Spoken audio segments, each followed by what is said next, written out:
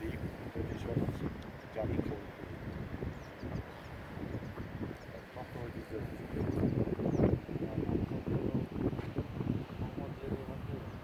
Эми айткандай ашылып көрүш керек да биздин балдар менен.